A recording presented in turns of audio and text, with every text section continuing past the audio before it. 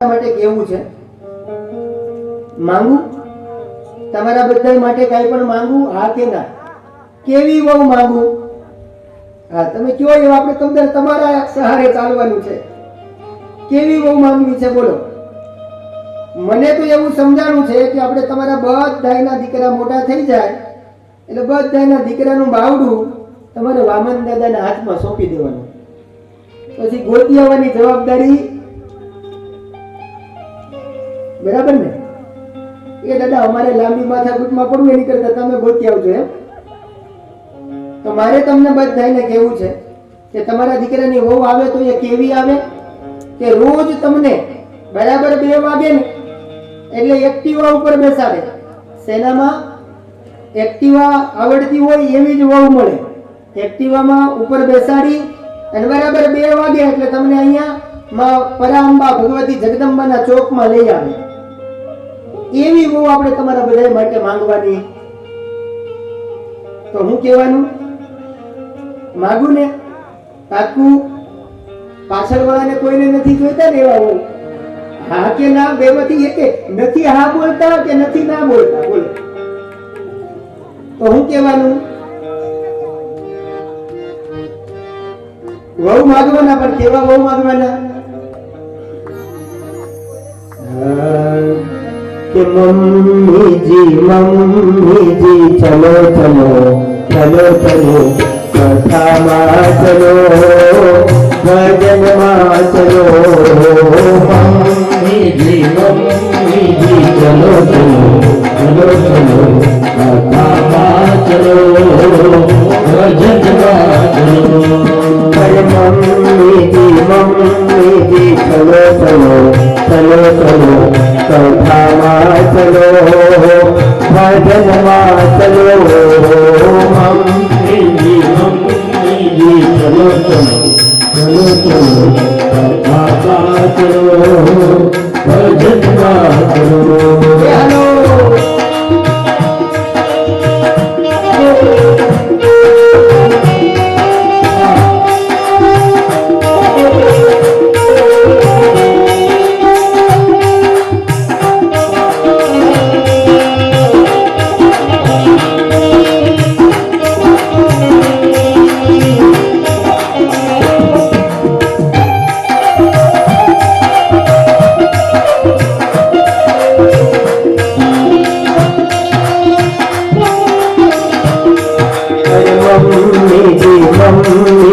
चलो चलो चलो चलो कथा मां चलो भजन मां चलो मम्मी जी चलो चलो चलो चलो कथा मां चलो भजन मां चलो मोती जो बदमाया मोती जो बदमाया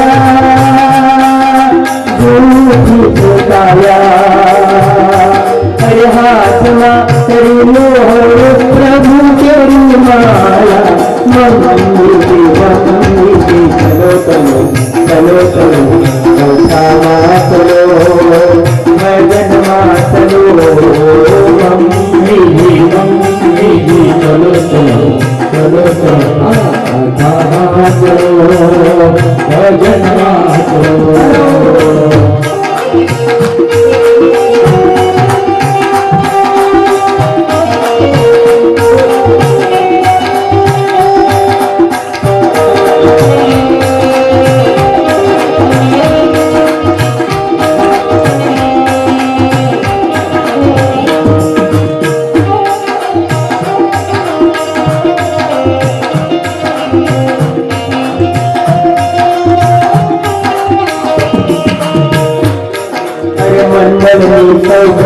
कीर्तन गाती हसे सबकी सैयर बात समारी ज्योति हसे ज्योति मंडल सब बहनों कीर्तन गाती हसे सबकी सैयर बात समारी ज्योति हसे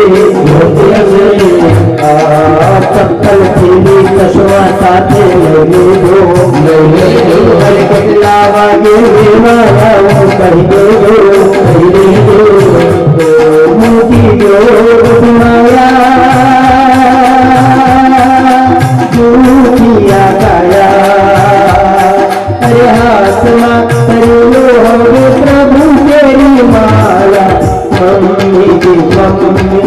ચલો ચલો ચલો ચલો કથામાં ચલો ભજનમાં ચલો મંગીજી ચલો ચલો ચલો ચલો કથામાં ચલો ભજનમાં ચલો મંગીજી ચલો ચલો ચલો ચલો કથામાં ચલો ભજનમાં ચલો.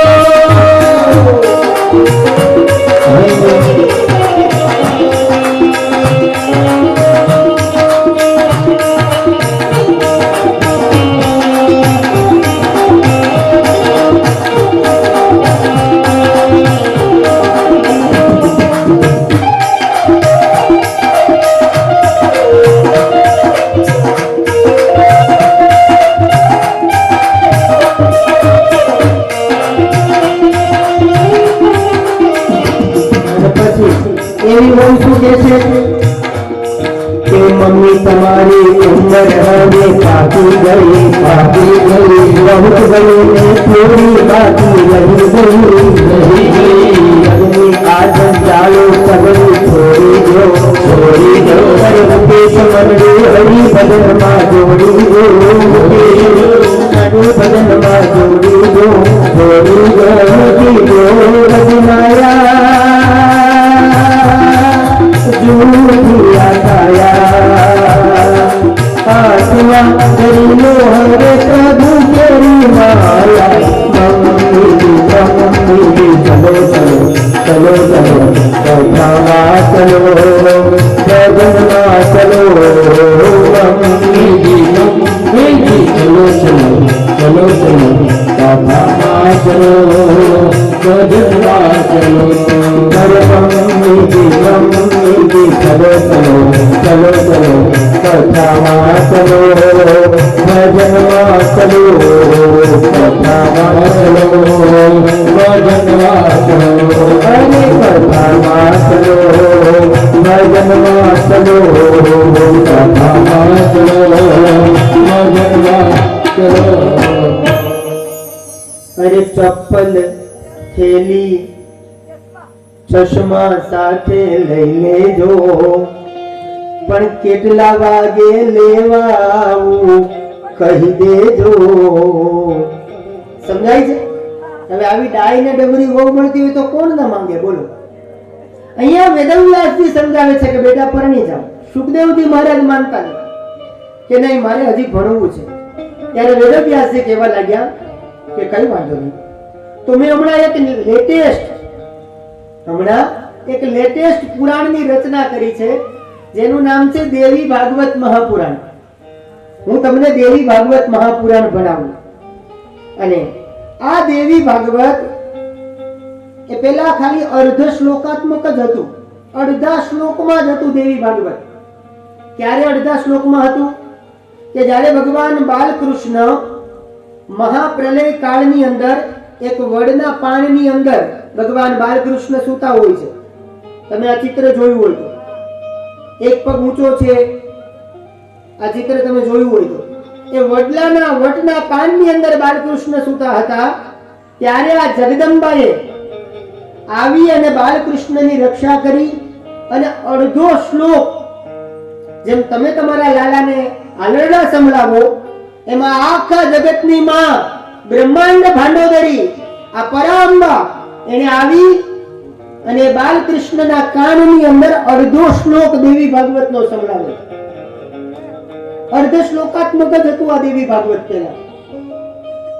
એટલે પહેલી વેલી આ માં જગદંબાએ કૃષ્ણ ભગવાનને આ દેવી ભાગવતની કથા સંભળાવી. અને ત્યારબાદ આમાં તો લખ્યું છે દેવી ભાગવતનો પ્રથમ સ્કંદ એનો 15મો અધ્યાય ને એનો 50મો શ્લોક કે શ્લોકાર્ધેન તયા પ્રોક્તમ ભગવત્યા ખિલાર્થદમ અન સર્વખિલમેદમેવાહમ નાન્યદ અસ્તિ સનાતનમ. આદ સત્ય છે, આદ સનાતન છે એમ જગદંબા કહે છે બાલકૃષ્ણને કે હું સર્વદા છું, હું સર્વત્ર છું. આવી મંગલમય વાણી એ માં ભગવતી પરાંબા એ બાલકૃષ્ણને સંભળાવે છે. અને નારાયણે આ અર્ધ શ્લોકાત્મક દેવી ભાગવત હતું એ પછી નારાયણે બ્રહ્માજીને સંભળાવ્યું. પેલા બાલકૃષ્ણ, હું તમને એની પરંપરા આપણી પાસે કેવી રીતે આવ્યું આ દેવી ભાગવત? તો સૌપ્રથમ જગદંબા, એમણે બાલકૃષ્ણને એટલે નારાયણને, નારાયણે બ્રહ્માને, અને બ્રહ્માજીએ આ જ દેવી ભાગવત દેવર્ષિ નારદને સંભળાવેલું. આપણે આગળ જોઈ ગયા એ જ નારદજીએ દ્વારિકાની અંદર આવી અને પહેલી વખત દેવી ભાગવતની કથા સમગ્ર દ્વારિકાના લાખો નર નારીઓને દેવી ભાગવતની કથા સંભળાવી. તો આ દેવર્ષિ નારદ એ પછી વેદવ્યાસજીના આશ્રમમાં આવ્યા, આપણે ગઈકાલે જોઈ ગયા. અને આ અર્ધ શ્લોકાત્મક દેવી ભાગવત નારદજીએ વ્યાસજીને સંભળાવ્યું અને આ અડધા શ્લોકમાંથી વેદવ્યાસજીએ 18,000 શ્લોકોનો વિસ્તાર કર્યો. વિચારો, માત્ર અડધો શ્લોક લઈ અને 18,000 શ્લોકો વાળી આ સંહિતા બનાવી. એટલા માટે જ એનું નામ વ્યાસ છે. વ્યાસ મતલબ વિસ્તાર કરવો. વક્તાને બે વસ્તુ આવડવી જોઈએ, એક તો વ્યાસ અને બીજો છે સમાસ. ક્યાં કેટલી કથાને વિસ્તાર કરવી અને ક્યાં કેટલી કથાનો સમાવેશ કરવો. અમુક કથાઓ એવી હોય કે જે કદાચ આપણે માથા ઉપરથી પણ જાય, પણ એને પણ ટૂંકમાં કરી અને સરળતાથી જે આપણા હૃદય સુધી જે પહોંચાડી દે એ જ શ્રેષ્ઠ વક્તા. અને એવા વક્તા છે વેદવ્યાસજી મહારાજ. એને આખું દેવી ભાગવત સુખદેવજીને ભણાવ્યું અને સુખદેવજી ભાગવત ભણાવ્યા પછી પણ કીધું કે બેટા હવે તો પરણી જા. છતાં સુખદેવજી કહે છે કે નહીં, મારે પરણવું. એટલે વેદવ્યાસજી એને કહે છે કે કામ કરો, જો તમારે ન પરણવું હોય તો તમે જનક મહારાજ પાસે જાઓ. જનક મહારાજ એટલે કોણ? સીતાજીના પિતા. તમે મિથિલા જાઓ અને જનક મહારાજને મળીને આવો, કારણ કે જનક એ વિદેહરાજ કહેવાય છે. એટલે સુખદેવજીને ભાવ જાગ્યો કે લાવ હું જનક મહારાજને મળી આવું. એટલે સુખદેવજી મહારાજ દેવી ભાગવત લખે છે કે ફરતા ફરતા 3 વર્ષે મેરુ પર્વતની પરિક્રમા કરી અને મિથિલા પહોંચ્યા છે. સુખદેવજી મહારાજ જનક મહારાજ પાસે જાય છે. ત્યાં આરંભની અંદર એમને દ્વારપાળો રોકે છે.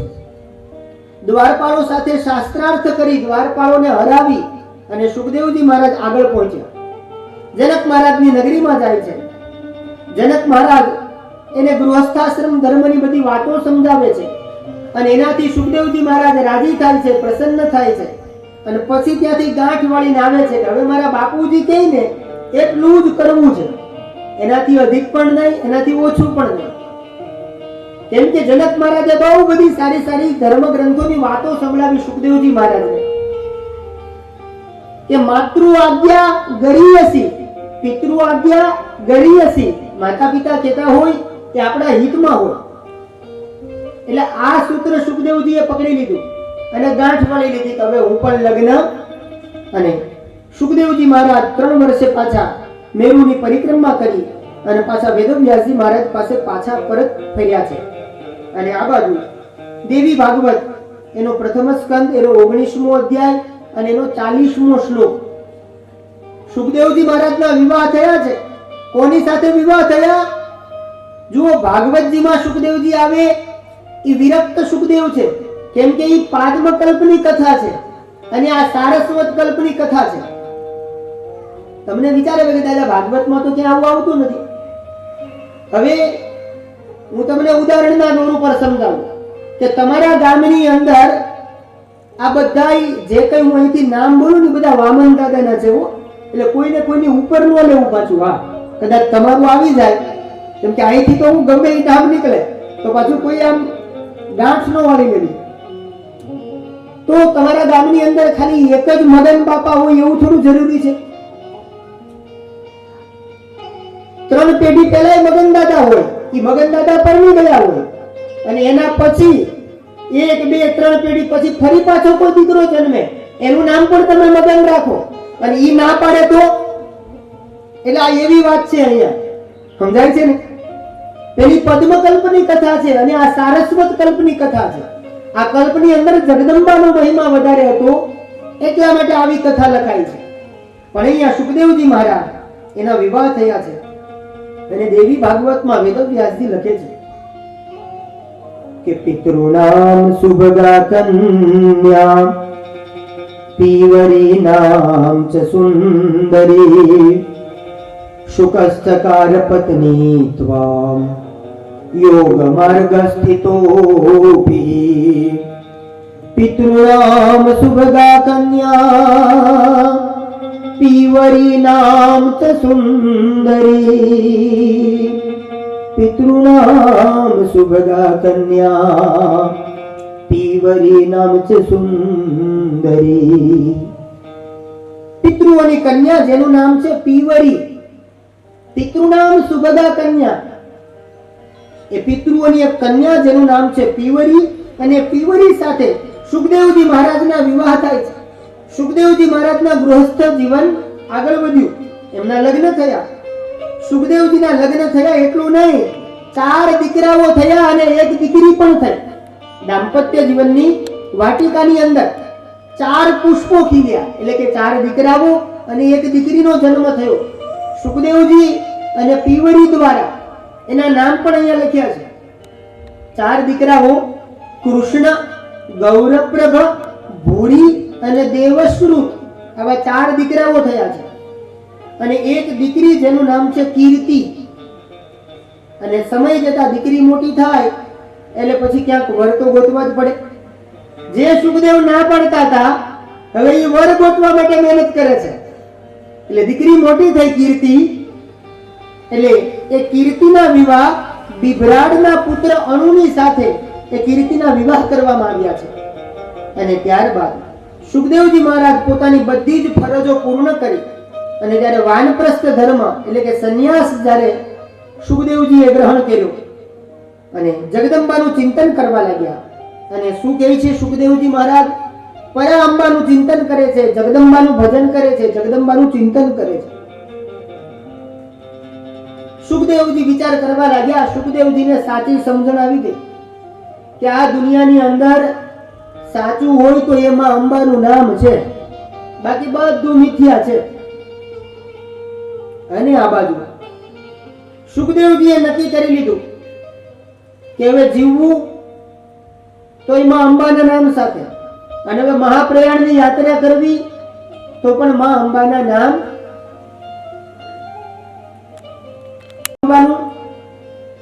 જેવું સુખદેવજીએ માંગ્યું હતું એવું કે અંબા અંબા કરતા મારું આયુષ પૂરું થાય જો, અને જગદંબાને જપતા મારા જીવન નૈયા પાર થવાય જો. બહુ સરસ સુખદેવજીએ માંગ કરી છે. આજે 3જો દિવસ છે.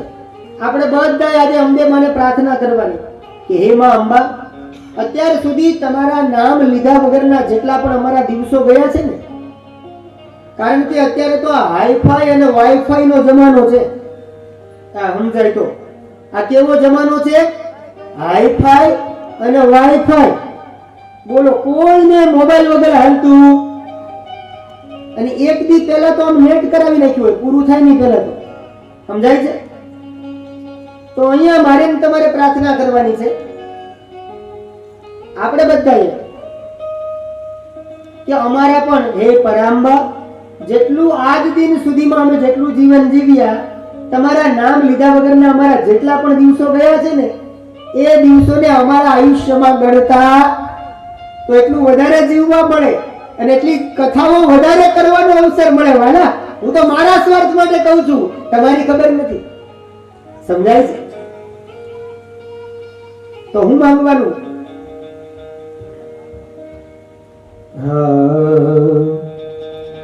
કે અંબા અંબા કરતા મારું આયુષ પૂરું થાય જો.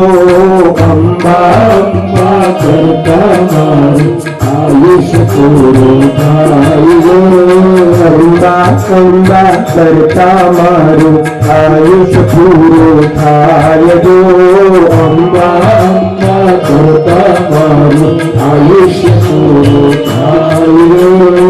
જગદંબાને જપતા મારું જીવન વીતી जाए दो जगदम्बा ने जपता मारो जीवन लेती जाए दो अम्बा अम्बा करता मारो आयुष पूरो थाय दो अम्बा अम्बा करता मारो आयुष पूरो थाय दो जगदम्बा ने देने जपिया साथ जीवन दिया तेरे जगदम्बा ने देने जपिया साथ जीवन दिया तेरे जगदम्बा ने देने जपिया अरे साधु जीवन दिया तेरे जगदम्बा ने देने जपिया साधु जीवन दिया तेरे वाद विवादों करवाती जीवन मिथिया થઈ જાય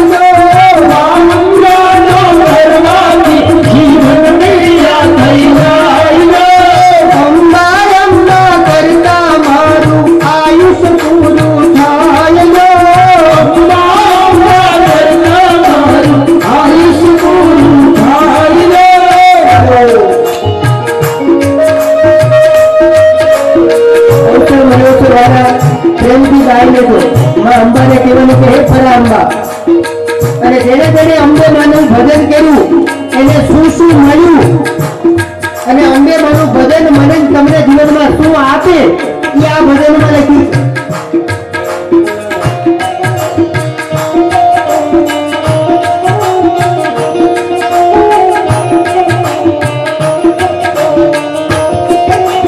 ब्रह्मा जी भावे बदिया सृष्टि सर्वत बनिया ते ब्रह्मा जी भावे बदिया सृष्टि सर्वत बनिया ते ब्रह्मा जी भावे बदिया पन सृष्टि सर्वत बनिया ते ब्रह्मा जी भावे बदिया सृष्टि सर्वत बनिया ते विष्णु देव पण तप करवाती जगना मालक खाई दो विष्णु देव पण तप करवाती जगना मालक खाई दो विष्णु देव पण तप करवाती जगना मालक खाई दो विष्णु देव पण तप करवाती जगना मालक खाई दो अंबा अंबा करता मारू आयुष पूरो खाई दो अंबा अंबा करता मारू आयुष पूरो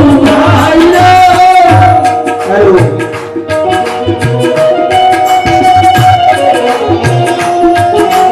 દેવાધિદેવ બ્રહ્મા એમને પણ સૃષ્ટિની અંદર મદદ કોણ કરે તો કે પરાંબા વિષ્ણુ ભગવાન પાલન અને પોષણ કરે પણ મદદ કોણ કરે માં લક્ષ્મીજી એમ પરાંબાનું ભજન જો મને તમને આવડી ગયું તો મારા તમારા જીવનના તમામ માર્ગો સુલભ બની જશે પણ ભાવ હોવો ખાલી બ્રહ્મા અને વિષ્ણુ ભજે એવું નહીં મહાદેવજી પણ એમાં બાકી રહ્યા अरे शंकर जी भावे जपिया विश्व विसर्जक बनिया ते शंकर जी भावे जपिया विश्व विसर्जक बनिया ते शंकर जी भावे जपिया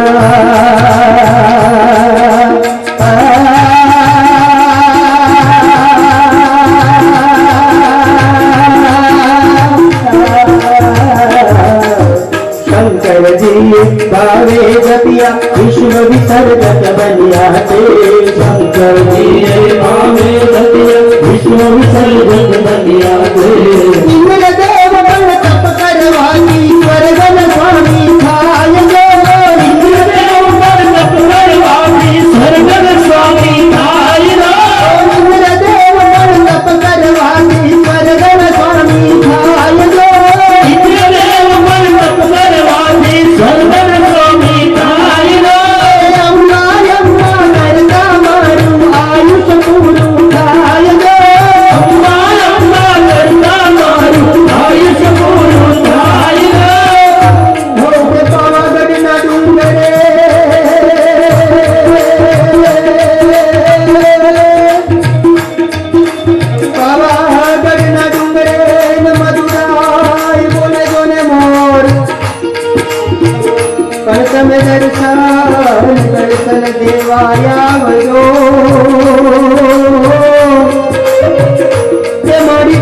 महिमा तारे को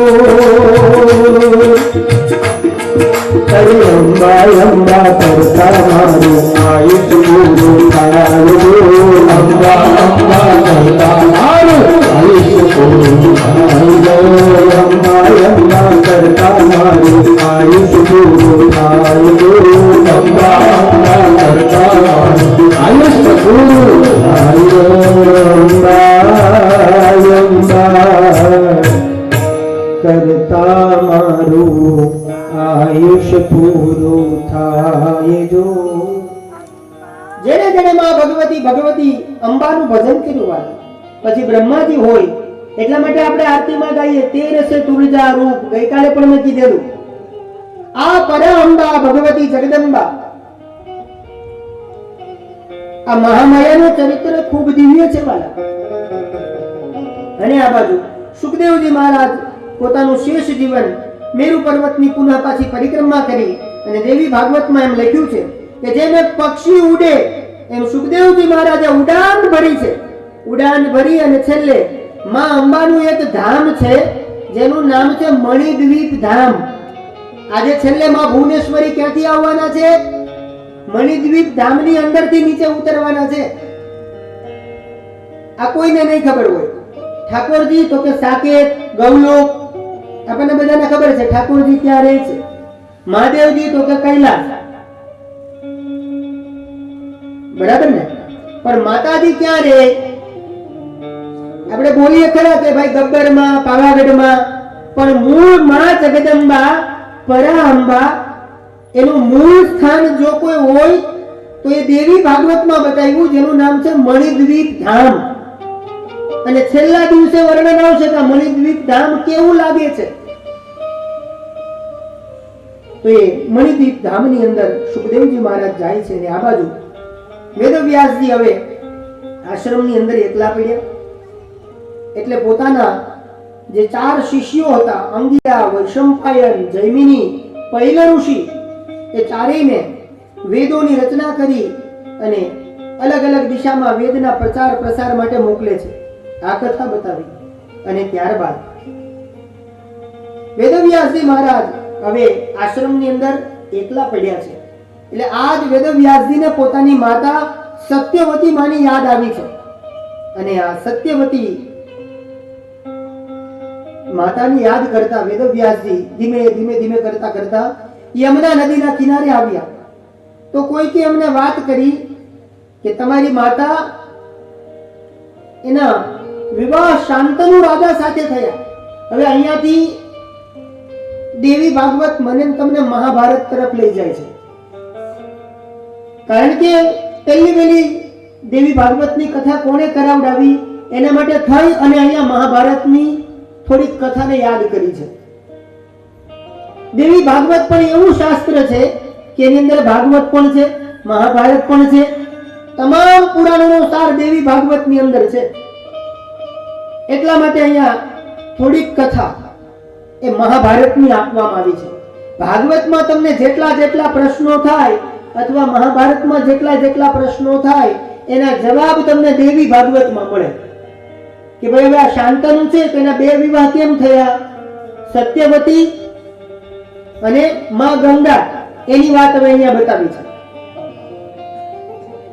તો જ્યાં આમ વાત કરી કે શાંતનુ એના 2 વિવાહ થયા અને શાંતનુના પહેલા વિવાહ એ માં ગંગા સાથે થયેલા અને એમનાથી એમને એક દીકરો થયેલો અને જેનું નામ છે દેવવ્રત. શું નામ છે? આપણે બધા જ જાણીએ છીએ.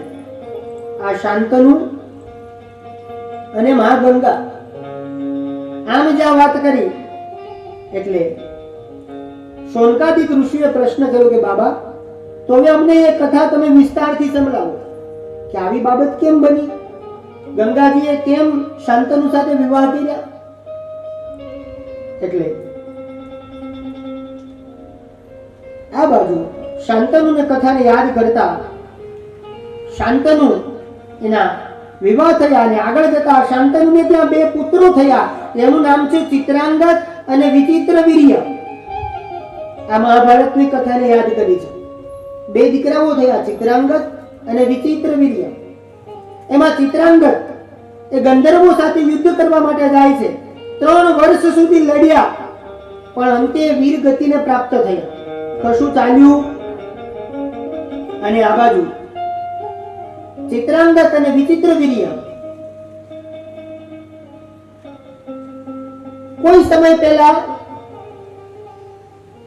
સ્વયંવર હસ્તિનાપુરની અંદર થયેલો, અને સ્વયંવરની અંદર કાશીરાજ એની દીકરીઓ એટલે કે અંબા, અંબિકા અને અંબાલિકા એના સ્વયંવરની અંદર કાશીરાજે સ્વયંવરનું આયોજન કર્યું. બધાને આમંત્રણ આપ્યું, પણ હસ્તિનાપુરને આમંત્રણ આપ્યું એટલે દેવવ્રત, જેનું આગળ જતા ભીષ્મ નામ પડશે, એ દેવવ્રત એને વિચાર કર્યો. અહીંયા પ્રસંગ બતાવ્યો છે કે કાશીરાજે સ્વયંવરનું આયોજન કર્યું અને એને 3 દીકરીઓ હતી, એટલે કે અંબા, અંબિકા અને અંબાલિકા. અને આ બાજુ બધાને આમંત્રણ આપ્યું, પણ હસ્તિનાપુરને આમંત્રણ આપ્યું. એટલે આજ દાદા ભીષ્મ એને થયું કે અમારું આવું હળતું અપમાન. એટલે આજ ભીષ્મ ગયા છે કાશીરાજ. તમે કદાચ જો ટીવીમાં જોયું હોય તો એક જ બાણથી ભીષ્મ દાદા તમામ રાજાના મુગટ ઉતારી લે છે, એક જ બાણથી. જો તમે કથા જોઈ હોય તો એ કથાને અહીંયા યાદ કરી છે. તો એમાં ભીષ્મ દાદાએ જઈ અને 3 કન્યાઓને પૂછ્યું. એમાં 2 કન્યાઓ તૈયાર થઈ, પણ એમાં જે અંબા હતા, અંબિકા અને અંબાલિકા, એ તો તૈયાર થઈ ગયા ભીષ્મ દાદાની સાથે આવવા માટે. કારણ કે ભીષ્મ દાદાએ ત્યાં જઈને કીધું કે હું મહારાજ વિચિત્ર વીર્યનું પ્રતિનિધિત્વ કરું છું. કાશીરાજને કીધું કે તમે હસ્તિનાપુરનું અપમાન કર્યું છે, તમારી 3 દીકરીઓને મારી સાથે મોકલી દો, અને હું મહારાજ વિચિત્ર વીર્યનું પ્રતિનિધિત્વ કરું છું. અને રાજાઓને કીધું કે જો તમારે આ કન્યાઓ જોઈતી હોય, તમે એના સ્વયંવરમાં આવ્યા છો, તો મારી સાથે યુદ્ધ કરો, મને હરાવો અને તમે લઈ જાઓ. પણ કોઈનું કશું ચાલ્યું.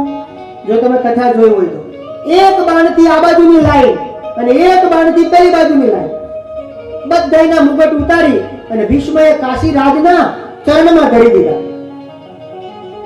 અને આ બાજુ અંબિકા અને અંબાલિકા એ તો તૈયાર થયા આવવા માટે, કેમ કે આ તો કાળનો કાળ દાદો ભીષ્મ, એની સામે કોણ બોલી શકે. પણ અંબા એને કીધું કે મહારાજ, મને તમારી સાથે આવવામાં કઈ વાંધો નથી. તમારા જેવડું ખોરડું મળતું હોય, આવું ખાનદાની ખોરડું મળતું હોય તો મને કોઈ વાંધો નથી, પણ હું મનોમન શાલ્વને વળી ચૂકી છું. જો આ ખુમારી છે, આ ખુમારી છે દીકરીઓની. એને કીધું કે હું મનોમન શાલ્વરાજને વળી ચૂકી છું. એટલે ભીષ્મ દાદા કહેવા લાગ્યા કઈ વાંધો નહીં, તો તમે શાલ્વ પાસે જાઓ. પણ આ બાજુ ઘટના ઘટી જ્યારે શાલ્વની પાસે મોકલે છે, અને આ બાજુ શાલ્વ એટલો ધૂર્ત નીકળ્યો કે શાલ્વ અહીંયા માં અંબાને સ્વીકારતા નથી. હવે હું તમને ન સ્વીકારું, તમે જાઓ પાછા ભીષ્મ પાસે જાઓ, મારી પાસે નહીં. એટલે આ બાજુ અંબા આવી અને ભીષ્મ દાદાને બધી વાત કરે છે કે તો તમે મારો સ્વીકાર કરો. ભીષ્મ કહે છે કે હું સ્વીકાર ન કરું, કારણ કે હું તો બ્રહ્મચારી છું, હું તો અહીંયા મહારાજ વિચિત્ર વીર્યનું પ્રતિનિધિત્વ કરું છું. તો અંબાએ હસ્તિનાપુરની ભર બજારની અંદર એ અંબાએ દાદા ભીષ્મને શ્રાપ આપ્યો. દાદા ભીષ્મને કીધું કે સાંભળો, તમે મને આવી રીતે નહીં તો મને ઘરના કે નહીં તો મને ઘાટના આ પરિસ્થિતિમાં લાવીને તમે મને મૂકી દીધા છે, તો યાદ રાખજો તમારો એક દિવસ તમારા જીવનમાં એવો આવશે કે તમારું મૃત્યુનું કારણ હું અંબા પોતે બનીશ. ભલે મારે એના માટે જન્મ ઉપર જન્મ લેવા પડે, તમારા મોતનું કારણ બનીને હું પોતે આવીશ.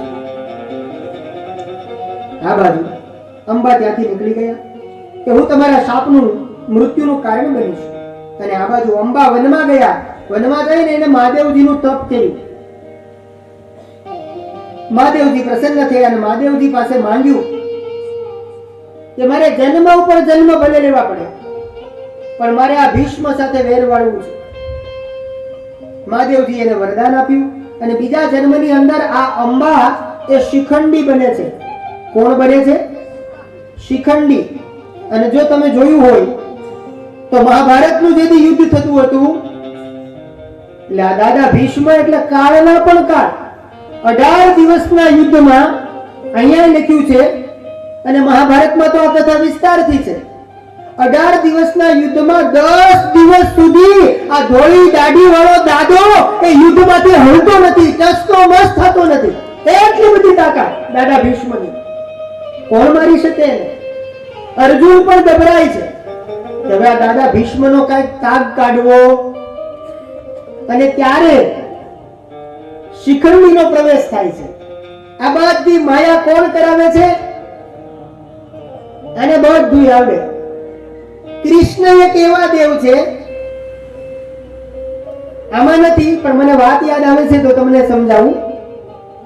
નારાયણભાઈ, મહાભારતની અંદર 18 અક્ષોહિણી સેના સમજો તો હવે એમાં રસોઈયાને હાજે બહુ તકલીફ પડતી બિચારાને. આપણે અહીંયા રસોઈયા સરસ મજાની રસોઈ બનાવે છે. આ મેં વાંચેલી કથા છે મહાભારતમાં. રોજ રાત્રે રસોઈયાને ખબર કેમ પડે કે આમાં કેટલા ખીચડી ખાવા રોકાવાના છે, સમજાય છે? અને કેટલા અચ્યુતમ કેશવમ થઈ જવાના છે. એટલે જો આ તમારા માટે કામની છે હો, અહીંયા નથી. આ તો મહાભારતમાં મેં વાંચી છે વાત, એટલે તમને શીખવાડતો જાઉં. તમારા માટે કામની વાત છે. એટલે કૃષ્ણ ભગવાનની પાસે રસોઈયો ગયો કે આ બધું સરવાળે તો ભેગું કરવા વાળા તમે જ છો, તો મને ખબર કેમ પડે કે મારે રોજ કેટલા માણસોની રસોઈ બનાવવી? કોણ કહે છે? રસોઈયો એ ભગવાન કૃષ્ણને પ્રાર્થના કરે છે કે મને ખબર કેમ પડે કે આજે રાત્રે કેટલા વ્યક્તિનું મારે ભોજન બનાવવું, જમવાનું બનાવવું. ત્યારે કૃષ્ણ ભગવાને કીધું કે જો તારે એક કામ કરવાનું, તારે રોજ મને મગફળી આવે ને શીંગ, મગફળીના દાણા દઈ જવાના. હું જેટલા મગફળીના દાણા ખાવ એટલા જ વ્યક્તિની તારે રસોઈ બનાવવાની. સમજાય છે? જો આ કૃષ્ણ કરે છે એટલા માટે કૃષ્ણ એક ક્રાંતિકારી દેવ છે. હું જેટલા મગફળીના દાણા ખાવ એટલા 1000 માણસોની રસોઈ તારે બનાવવાની, અને બાકીનું નહીં. સમજી લેવાનું, બાકી બધા મારા મુખમાં. આ છે કૃષ્ણ. એટલે હું તમને શીખવાડવા એમ માંગુ છું કે જેમાં પછી મગફળી ખાવી, જેને ભોજનમાં અપચો રહેતો હોય એને ખાવી જોઈએ, એના માટે ફાયદાકારક બાબત છે. આ એટલા માટે આ વાત લઈ આવ્યો છું, એટલા માટે મને યાદ આવ્યું. જો ભગવાન ખાતા હોય તો આપણને ખાવામાં કોઈ વાંધો કાઈ નહીં. તો અત્યારે ચીક્કીની સીઝન છે, કમસે કમ ઈ દે. અહીંની તો ખબર નથી, અમારે અહીંયા અમદાવાદમાં આમ માંડવા નાખે, માંડવા 3-3, 4-4 મહિના અગાઉ અહીંયા, હવે તો જો કે બધે થઈ ગયું છે, અને એ માંડવા નાખે અને ત્યાં સરસ મજાની ચીક્કી. સમજાય છે? તો મારે તમને અહીંયા કેવું છે કે ખબર કેમ પડે, બોલો, કેટલા વ્યક્તિની રસોઈ બનાવવાની છે. એટલે કૃષ્ણ એક એવા દેવ છે કે એની પાસે કોઈ પણ બાબત તમે લઈને જાઓ, બધી બાબતનું સમાધાન કનૈયા પાસે હોય. એટલે કૃષ્ણએ કીધું કે હું જેટલી સિંગના દાણા ખાવ એટલા જ વ્યક્તિ હયાત, અને તારે એટલા 1000ની જ રસોઈ બનાવવાની. બાકી સમજી લેવાનું કે એનાથી બધા અડધા અચ્યુતમ કેશવમ થઈ ગયા છે. અહીંયા દાદા ભીષ્મ 10-10 દિવસ સુધી યુદ્ધ કરે છે, અને છતાં ટસના મસ થતા, અને આજ અર્જુનને અંતિમ યુદ્ધ કરવું છે. એટલે કૃષ્ણ પાસે અર્જુન જાય છે, ત્યારે કૃષ્ણ અર્જુનને કહે છે કે આ તો કાળનો કાળ છે, આ એમ નહીં મળે, તમારે શિખંડીની મદદ લેવી પડશે. અર્જુન કે પણ શિખંડી કે જે નહીં તો પુરુષમાં ગણાય નહીં તો સ્ત્રીમાં ગણાય, એ મને શું મદદ કરશે? ત્યારે કૃષ્ણએ કીધું કે તારી વાત સાચી, પણ જે તને આજે શિખંડી મદદ કરશે, અને અર્જુન તું શિખંડીનું ઋણ ક્યારે પણ નહીં ચૂકવી શકે એવી તને શિખંડી મદદ કરશે. હું તને આટલો સંદેશ આપું છું, હવે આગળ તારે જે કરવું હોય તે કર. આનું નામ કૃષ્ણ. અને આ બાજુ જ્યારે છેલ્લે મહાભારતમાં તમે જોયું હશે કે અર્જુન જ્યારે દાદા ભીષ્મ ઉપર બાણની વર્ષા કરતો હોય છે, પણ આજ દાદા ભીષ્મ કોઈનાથી શાંત થતા બાણ ઉપર બાણ છોડે છે. અને પછી કૃષ્ણએ કીધું અર્જુનને કે શિખંડીને લાવ, નકર આ દાદા તારો ને મારો આપણા બેનો કોળીઓ કરી જાય, લાવ શિખંડીને. એટલે આજ આ અંબા એ શિખંડી બનીને આવે છે, અને એ અંબા અર્જુન જ્યાં યુદ્ધ આમ બાણ લઈને બાણ ચલાવવા માટે જાય છે, ત્યાં એની આડા શિખંડી આવીને ઉભા રહી જાય છે. અને દાદા ભીષ્મે પ્રતિજ્ઞા કરી હોય છે કે હું સ્ત્રીઓ ઉપર હથિયાર ઉઠાવીશ, અને આ તો સ્ત્રીમાં ને પુરુષમાં નહીં, આના ઉપર હથિયાર ઉઠાવાય. અને જ્યાં બાણ મૂકી દીધું ને પાછળથી કૃષ્ણે કીધું કે અર્જુન, હવે જો તારે જીવતું રહેવું હોય તો ઠપકારી દે બાણ, નકર આ દાદો મારો ને તારો બેનો કોળીઓ કરી જાય. એ ભીષ્મ, એને અહીંયા દેવી ભાગવતમાં યાદ કરી છે કથા. તો અહીંયા આ વાત બતાવી. અને વિચિત્ર વીર્ય એ પણ 9 વર્ષ સુધી બ્રહ્મચર્યનું પાલન કર્યું, ત્યારબાદ ક્ષય રોગ થાય છે, આવી વાત બતાવીને આ બાજુ ભીષ્મ દાદા એ હસ્તિનાપુરની અંદર ખૂબ સરસ મજાનું રાજ્ય આગળ વધ્યું છે. અને આ બાજુ સત્યવતી માતા હસ્તિનાપુરની અંદર હવે રાજ્યને આગળ કેવી રીતે ચલાવવું, કારણ કે ચિત્રાંગદ એનું પણ મૃત્યુ થયું, વિચિત્ર વીર્ય એનું પણ મૃત્યુ થયું. તો હવે રાજ્યની ધૂળી, રાજ્યને કેવી રીતે આગળ વધારવું? અને જ્યાં સત્યવતી માતા વિચાર કરે છે, સત્યવતી માતા વિચાર કરે છે, એવામાં વેદવ્યાસજી મહારાજ એ ત્યાં આવે છે. અને જેવા વેદવ્યાસજી મહારાજ આવ્યા એટલે આજ આ સત્યવતી એ જ મત્સ્યગંધા, હમણાં આગળ કથા આવે છે, આ સત્યવતી એ જ મત્સ્યગંધા, એના આગળ 4 નામ પડે છે. આ સત્યવતી માતા વેદવ્યાસજીને એમ કહે છે કે તમે ગમે તેમ કરો, કોઈ પણ ઉપાય કરો, પણ હસ્તિનાપુરને એક વારસ આપો.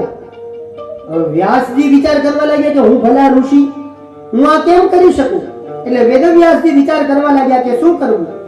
એટલે વ્યાસજી કહેવા લાગ્યા કે માતા, તમે એક કામ કરો, તમે અંબિકા અને અંબાલિકા, આજે તમારી રાણીઓ છે, એને મારી સેવામાં મોકલો, એટલે હું તમને આનો ઉકેલ.